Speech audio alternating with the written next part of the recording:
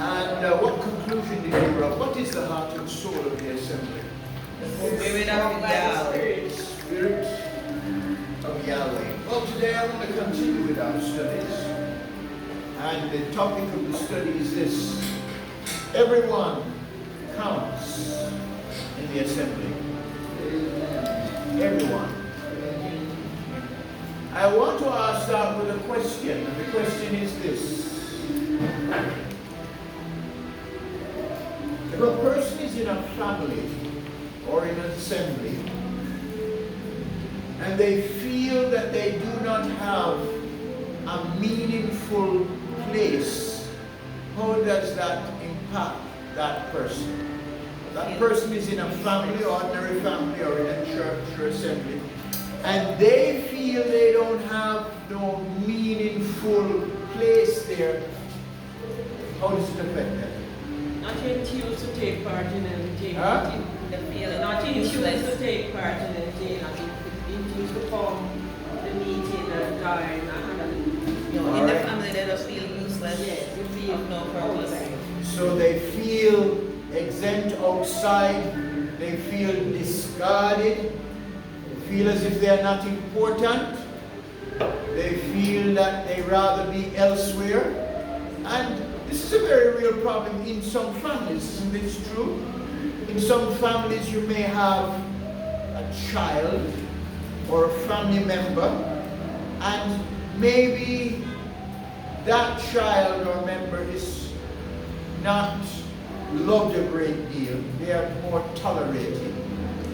A mother may have several sons or daughters, and some of their sons and daughters may be bright, intelligent, useful, and you might have one, and that one is very slow, or that one maybe all are picking in fear, and I want to laugh. You know, there's a problem. Let me tell you something, people are like that, you know. Persons may have a whole heap of children and all of them look fear, but one of them darker than the rest. I know somebody like that. And because that one is extra black, they feel says that one is so smart, like the one who's fear. Of course it's foolishness and prejudice. But people think like that. It's not so. Oh, you might have all of them dark and one fear. Well, actually, you can have the opposite. Yes, all of them dark and one fear. But something else also happens. You may be in a family where one of the persons has a deficiency, is handicapped. Use the word handicap. And that person, we call it nowadays, we use the euphemism special needs. Physically challenged. We don't use the term. We used to say that one day is the old term was mongoloid. You know, it had to do with the features and something like that. Or you know, we use terms physically challenged and all them sort of special needs children. But what care has to be taken in a family like that, where you have one person, one child or one individual who is different or who isn't as quick, isn't as intellectually smart, and what care has to be taken about that child? If you want your speech, have attention to the child. If you give the child more attention than the others. Probably you don't share benefits that you give that one special attention. Right. That child needs care and love more than the other. Alright, that child probably will need a little extra. Yeah, you have to be careful you don't go too far, you know. Yes. Because that can create a problem, because there are cases in a family where because a child has a special need, the mother and the father spend nearly all the time on that one, and they forget about the needs of the other. The others have, every child has needs, you know, just that it's different. Some need more different kind of attention. Yes.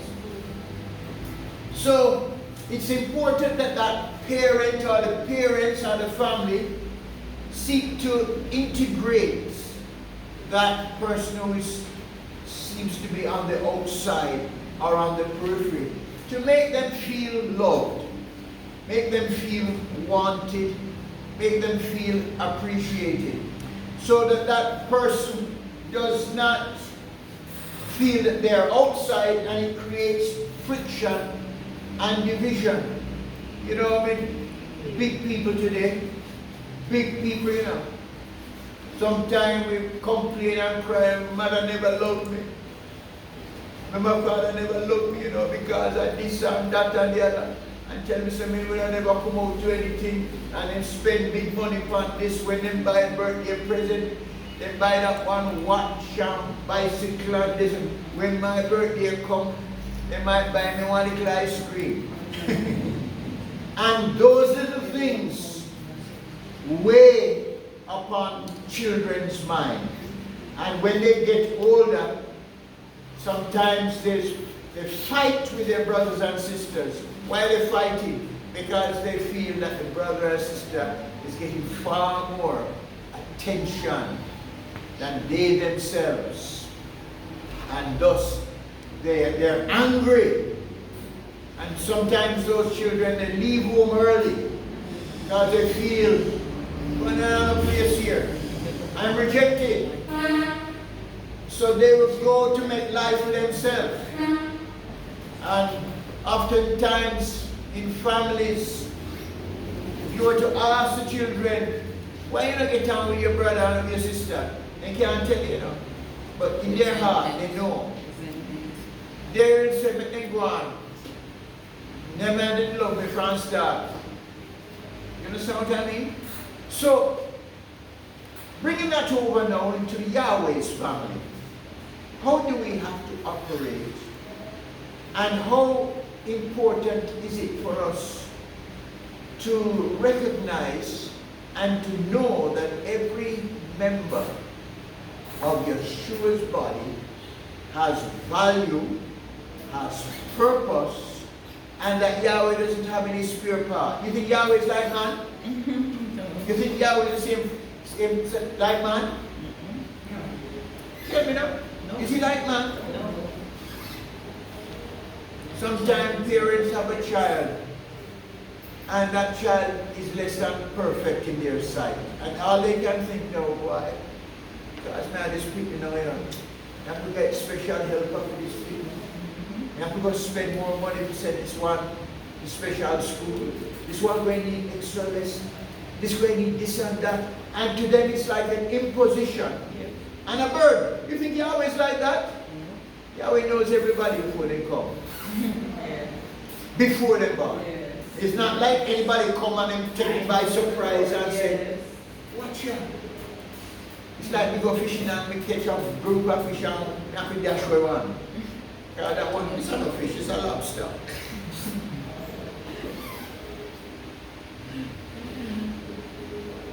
Let's read 1 Corinthians chapter 12. 1 Corinthians chapter 12. And somebody can read from verse 12 to 17. 1 Corinthians chapter 12, from verse 12 to 17. Somebody please. For as the body is one and has many members, but all the members of that one body, being many, are one body, so also is Messiah. For indeed by one Spirit we were all immersed into one body, whether Jews or Greeks, whether slaves or free, and we were all made to drink into one Spirit. For indeed the body is not one member, but many. If the foot says, because I am not a hand, I do not belong to the body, does it therefore not belong to the body? And if the ear says, because I am not an eye, I do not belong to the body, does it therefore not belong to the body? If all the body was an eye, where would be the hearing? If all hearing, where would be the smelling? All right. In verse 24, the last part of verse 24 to 27. But Elohim blended together the body, having given greater respect to that member which lacks it, that there should be no division in the body, but that the members should have the same concern one for another. And if one member suffers, all the members suffer with it. Or if one member is esteemed, all the members rejoice with it. And you are a body of Messiah, and memberships, and members individually. Okay. So, first of all, for those who are paying attention, what analogy does Saul draw from in teaching us about the assembly? What analogy is he using? The analogy of the what? The human body. He is using the human body. So according to the passages that have been read, how important is each person in the assembly? How important is each person? All are the same. No more super important. Everywhere has the same importance. Everybody has the same Everybody has the importance? same. Are you sure about that? Yeah. So nothing but Yes, but some we feel we need to be. Alright. So all have similar importance, but isn't it a fact that a body can function very well without some members? Yes, yes. But Can it's not quite very well. Should I say quite enough, well? good And enough. let's not say very well, but quite well Yes. without a member. Yes. Isn't that so? Yes. So One footman, they say, I run up my leg. if I've lost an eye, You see? I can still live. Yes. But I would not be a perfect body. If I'm deaf in one ear, I can still hear. But I'm still not a perfect body. Is that so? Yes. That's so. If I lose my sense of smell, You can see. I can still eat. But I will not enjoy food. Because the biggest part of the enjoyment of food is the ability to smell it. Have you ever tried, when you have a flu and you eat stuff up and you eat and you can't taste nothing? Why can't you taste it? Because you can't smell it. So when you can't taste the food, it has nothing to do with your tongue. It's the fact you can't smell it. And it just tastes bland. You don't know whether you're eating cardboard or paper or potato. You just feel crunchy, and because you lost your sense of smell. What makes meat nice? Isn't it the smell? What makes the cake nice? Isn't it the smell? And the rice? Isn't it the smell? But if you didn't have your sense of smell, you can still function. You can still eat. But you've lost an aspect of enjoyment in life. Isn't that so? yes. It is not quite, you are eating the same as everybody else, but you're not as happy as some other because you don't know, you maybe have too much Hispanic and you don't know because you cannot smell it properly and it tastes bland. You call it bland and you're not sure because all our tongue is sensitive to salt, sugar, sour, bitter. So you already know it's sour, it's bitter, it's salty, it's fresh. But how it tastes, it have too much pimento, or it have too much garlic. You can't tell because you can't smell it. So how important is each member? Every member is absolutely important. But a dysfunctioning body can still function, Yes. but not completely. Not as well as it ought. So when an individual in an assembly feels that they are not as important as others, what happens then? They may cease from functioning altogether. And what happens to the body? What happens to the body when they cease from functioning? It still goes on but incomplete. The body won't die. If you lose an eye, the body won't die. But if you lose your head, it will. The body can function, but not as effective as it ought. Can I tell you something? Many times you get groups of people, church groups of people, and there is present in that group abilities, gifts, persons who have special graces. They have the ability to do things, but for reasons best known to them, they may feel in themselves, they might have been deceived by the devil. The devil might tell them, say, because you're not at the front preaching, you can't, The devil might say to them, because you can't sing, I'm on too much, or because you don't exalt, you don't have a role to play. And they tend to go by what they see. They see certain ones acting in certain ways and they think, oh, that's a prominent position. I would like to do that. I would like to be a speaker. I would like to be a singer. I would like to be able to exhort. I would like to teach and so on, so on, so on. And in focusing upon what others do, what happens? They themselves fail to develop what Yahweh has given to them in particular. They are reaching out, trying to be like so and so.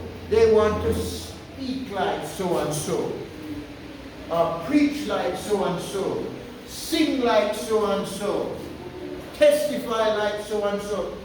And in all that, they are missing something very important. Because instead now of asking the question to the Almighty, what will you have me to do? They are saying to the Almighty, make me like so and so. I want to do that. Do we get the privilege of making choices as to what we do or what we are? Did your ear make any decision that I will be an ear in the body? It was, when you're born, it was already attached. You didn't come out with a whole heap of members on a table. Who will be the ear? Who will be the nose? You're born as a whole. And in the creation of Yeshua's body, Yahweh has already predetermined what we should be and what we should do. In fact, if we read in the book, I think it's the book of Hebrews, where Saul speaks that, oh, there are good works that Yahweh has foreordained for us to do. That's a wonderful thought, The work that we have to do, Yahweh's already planned it out for us. We didn't come on the scene. I will do this, I will do that. Sometimes people volunteer to do things that they can't manage. They like to be busy. Sometimes people, you need something organized. Oh, I'll organize it for you. When you try to organize it, nobody now listens to them. They get upset. They start snap at people, tell people, oh, they're disobedient, rude and this, and sometimes the problem is basically the fact that that's not there. They don't know how to approach. They don't have that gifting. They don't have that. So it's important in the assembly, in the body, that each person and each member knowing what it is that Yahweh has given them the grace or the ability to do. And remember that having zeal is not enough. You may be zealous, but zealously doing the wrong thing. Very busy, but busy accomplishing nothing. We need to know that we have a role to play and to play that role well. So, how prominent or skilled must a person be in order to have a legitimate, meaningful place in the assembly? How prominent or skilled? does a person need to be to have a place in the assembly? Open to the word of Yahweh, our command. How prominent or still?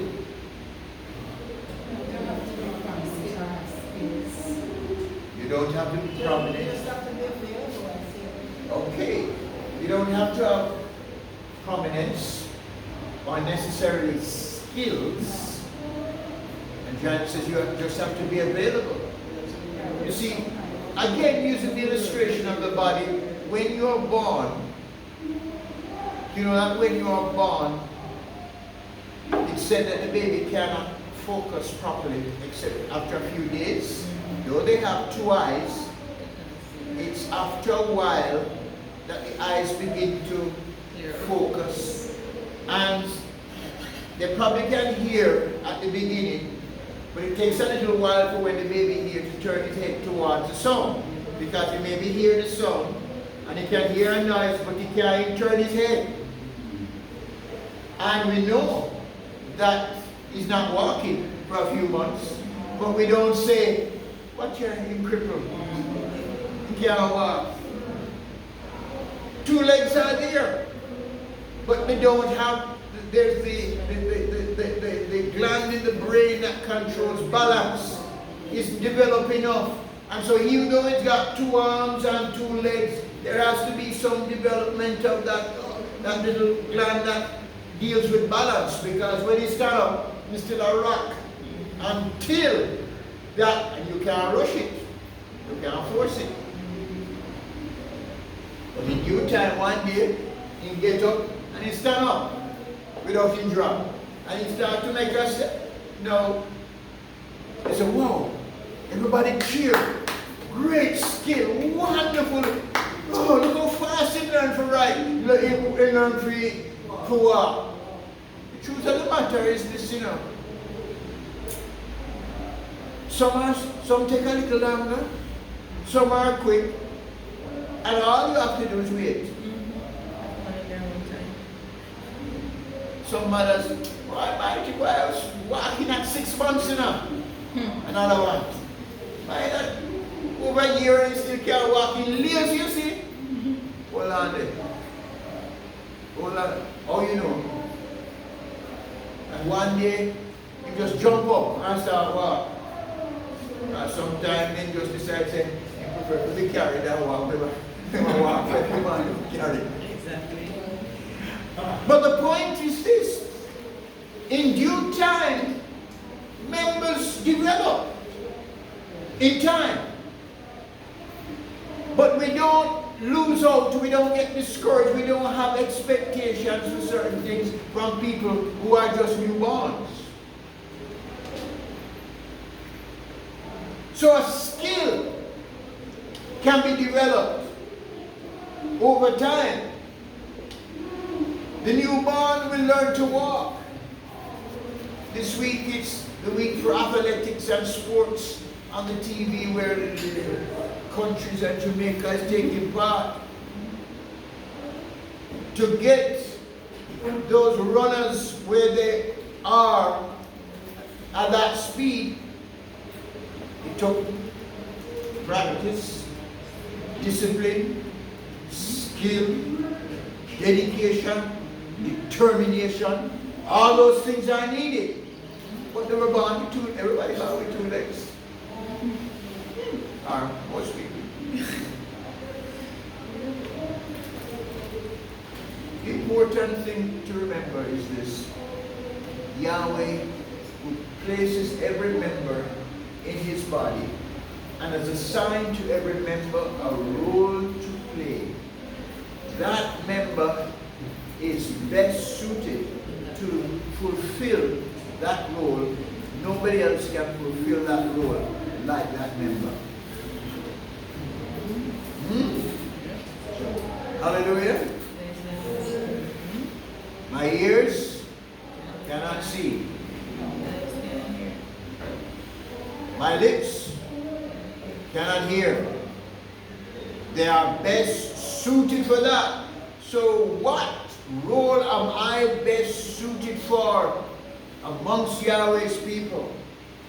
And when I realize what I'm best suited for, what do? I do that. Hallelujah. Praise his name. Let's read Matthew chapter 18, verse 19 and 20. Matthew 18. 19 to 20. Matthew 18, verse 19 and 20. Matthew 18.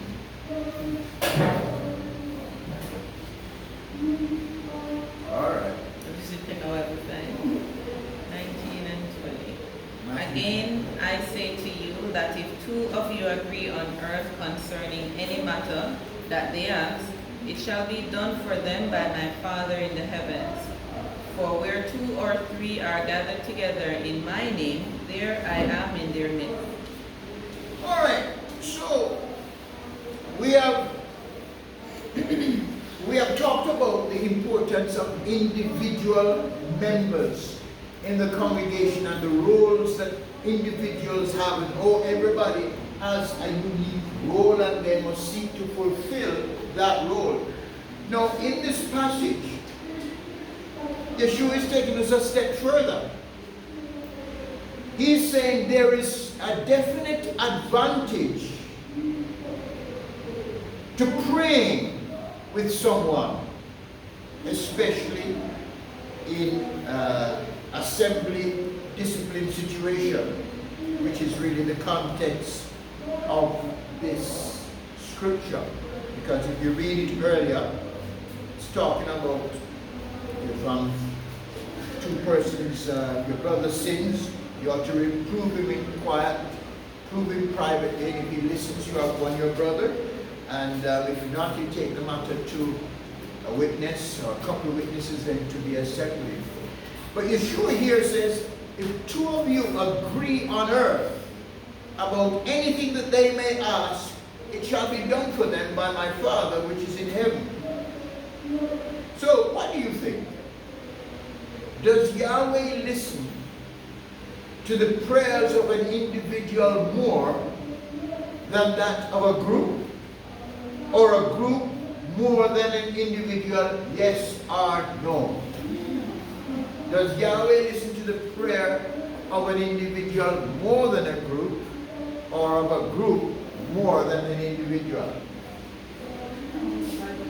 Neither. Prayer of the righteous. The prayer of the righteous. All right, we're getting scriptures now. The effectual, fervent prayers of the righteous man avails much.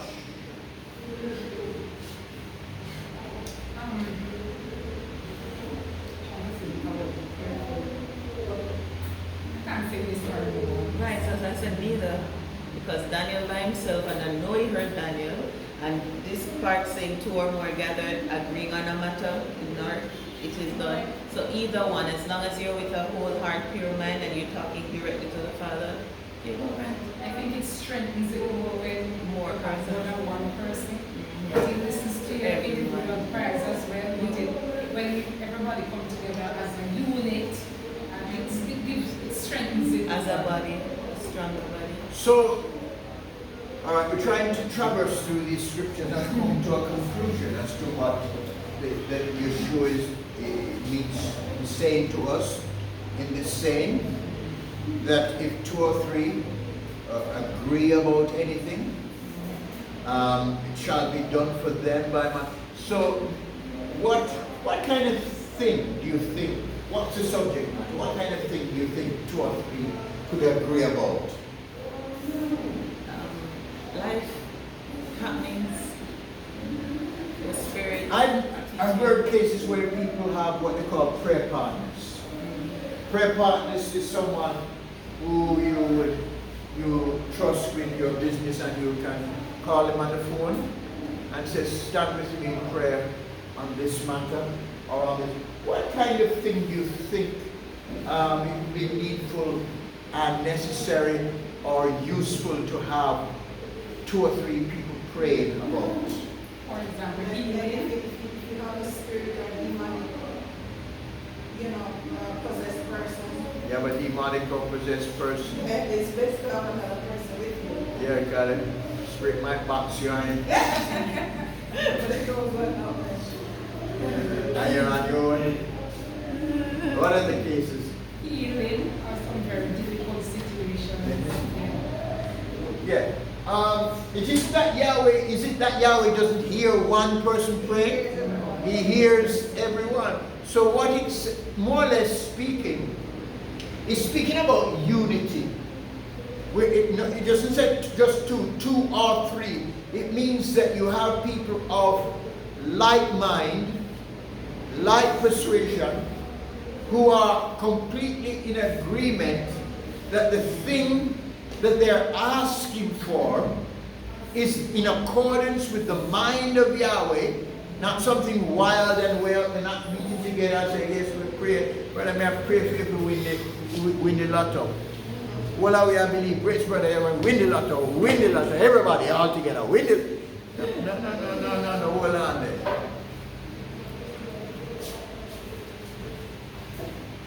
This is anything that they may ask, but when they ask, it needs to be remembered in accordance with Yahweh's will. In accordance with Yahweh's will. Remember the story one time when Yahweh spoke to David after he sitting with Bathsheba, and then he had Solomon afterwards. And David had said to Bathsheba, your son Solomon is going to be king. Yahweh, by the grace of Yahweh, when I stop cease being a king, he is going to be the next king. David had made a sworn oath to Solomon's mother that her son is going to sit on the throne. But what happened? When David got old in bed and he never acted on what he said. And he had a son named Adonijah. And Adonijah, feeling his oath one day, said, I am going to be king. And gathered together chief men, and he began to start a movement, and him have a feast, and him start shouting, Adonijah is king, we are setting him up as king, because Adonijah was a son of David. And they start setting him up as king, and there was a shouting and rejoicing, saying, new king is rising, new king is coming. Now, the prophet of Yahweh, who knew what David had said, and what Yahweh promised to him, went to David quietly and said, listen, before